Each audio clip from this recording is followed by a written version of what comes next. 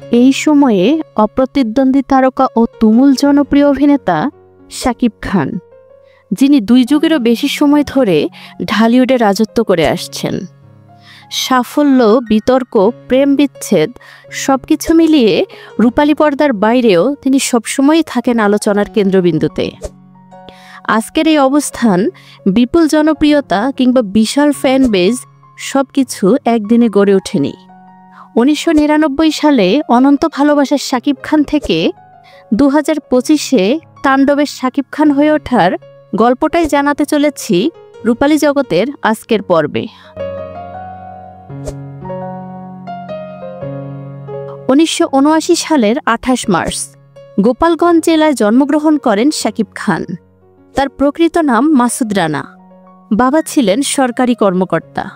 বাবার কর্মসূত্রেই শাকিব খানের শৈশব কেটেছে নারায়ণগঞ্জে।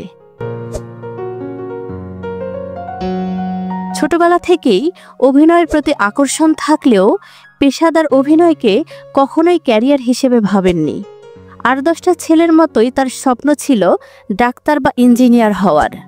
তবে উচ্চ মাধ্যমিক শেষ করার পর এক পর্যায়ে তার পরিচয় হয় চলচ্চিত্র নৃত্য পরিচালক আজিজ রেজার সঙ্গে। তার কাছে নাচ শেখেন এবং 1999 সালে অনন্ত ভালোবাসা চলচ্চিত্রের মাধ্যমে ঢালিউডে অভিষেক হয় শাকিব খানের। যদিও তিনি আফতাব হক টুলু পরিচালিত সবাই তো সুখী হতে চায় সিনেমায় প্রথম অভিনয় করেছিলেন।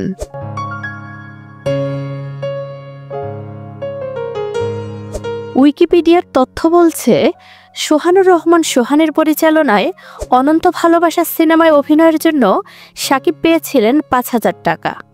প্রথম বছরে মাত্র একটি সিনেমায় অভিনয় করলেও পরের বছর অর্থাৎ 2000 সালে তিনি প্রায় 5টি সিনেমায় অভিনয় করেন। ওই বছর তিনি শাবনূর, পূর্ণিমা, মুনমুন এবং পপির মতো তৎকালীন আলোচিত নায়িকাদের সঙ্গে জুটি বেঁধে কাজ করেন। ধীরে ধীরে শাকিব খানের নাম দর্শক মহলে পরিচিতি পেতে থাকে এবং প্রতি বছরই নিয়মিতভাবে তার 5 থেকে 6টি করে সিনেমা মুক্তি পেতে থাকে। 2006 সালে কোটি টাকার কাবিন সিনেমার মাধ্যমে শাকিব খান দর্শকদের মধ্যে ব্যাপক সাড়া ফেলেন। বলা চলে এই সিনেমাটি তার কিং খান হয়ে ওঠার পথে প্রথম ধাপ ছিল। এরপর 2008 সালে শাকিব খান হাজির হন প্রিয়া আমার প্রিয়া সিনেমা নিয়ে, যা ছিল আরেকটি সুপারহিট ছবি। সিনেমার প্রেম ভালোবাসায় এগিয়ে যাওয়ার পাশাপাশি বাস্তব জীবনেও প্রেম ও ভালোবাসায় পিছিয়ে ছিলেন না শাকিব খান। সিনেমা করতে করতেই নায়িকা অপু বিশ্বাসের সঙ্গে ঘনিষ্ঠ সম্পর্ক গড়ে ওঠে। সেই সূত্র ধরেই 2008 সালের 18 এপ্রিল তারা গোপনে বিবাহ বন্ধনে আবদ্ধ হন। দীর্ঘদিন বিষয়টি গোপন রাখা হলেও 2017 সালে নিউজ 24-এ দেওয়া এক সাক্ষাৎকারে অপু বিশ্বাস তাদের বিয়ের কথা প্রকাশ্যে আনেন। সেই সাথে সন্তান আব্রাম খান জয়কেও সামনে আনেন। ওদিকে অপু বিশ্বাসের অনুপস্থিতিতে 2016 সালে বসগিরি সিনেমার শুটিংয়ের সময় থেকে শাকিব খানের সঙ্গে নায়িকা শবনম বুবলির প্রেমের গুঞ্জন ছড়িয়ে পড়ে। অবশেষে 2022 সালে বুবলি নিজেই প্রকাশ্যে আনেন যে তারা 2018 সালে বিবাহ বন্ধনে আবদ্ধ হয়েছিলেন এবং তাদের পুত্র শেহজাদ খান বীর জন্ম নেন 2020 সালের 21 মার্চ আমেরিকার একটি হাসপাতালে। অবশ্য তার আগে 2018 সালে শাকিব খান অপু বিশ্বাসের মধ্যে ডিভোর্স হয়ে যায়।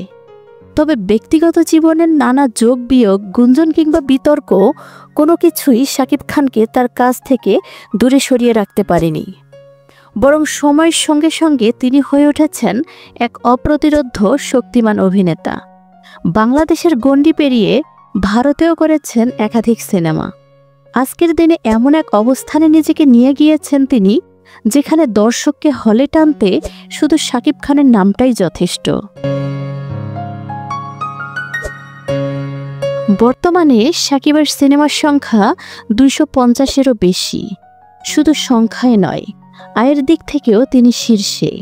বাংলাদেশের সর্বাধিক আয় করা সিনেমাগুলোর তালিকার শীর্ষভাগই দখল করে রেখেছেন শাকিব খান।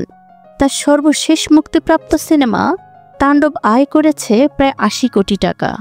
আর এবছর মুক্তিপ্রাপ্ত বরবাদ এখন পর্যন্ত বাংলাদেশের ইতিহাসে সর্বোচ্চ আয়ের সিনেমা, যার আয় প্রায় ১২০ কোটি টাকার কাছাকাছি। শাকিব খান শুধু রূপালী পর্দার নায়ক হিসেবেই নিজের অবস্থান গড়ে তোলেননি, তিনি নিজেকে প্রতিষ্ঠা করেছেন একজন প্রযোজক ও উদ্যোক্তা হিসেবেও। ২০১৪ সালে তিনি গড়ে তোলেন এসকে ফিল্মস নামক প্রযোজনা প্রতিষ্ঠান। এখান থেকে হিরো দ্য সুপারস্টার, পাসওয়ার্ড সহ একাধিক সফল সিনেমা মুক্তি পেয়েছে। চলচ্চিত্র জগতের বাইরেও শাকিব খান তার বিচরণ বাড়িয়েছেন। ২০২৪ সালে তিনি যোগ দেন রিমার্ক এইচবি লিমিটেড নামের একটি মাল্টিন্যাশনাল কসমেটিক্স কোম্পানির পরিচালক পদে। একই বছর তিনি বাংলাদেশ প্রিমিয়ার লিগ বিপিএলে ঢাকা ক্যাপিটালস দলের মালিকানা গ্রহণ করেন।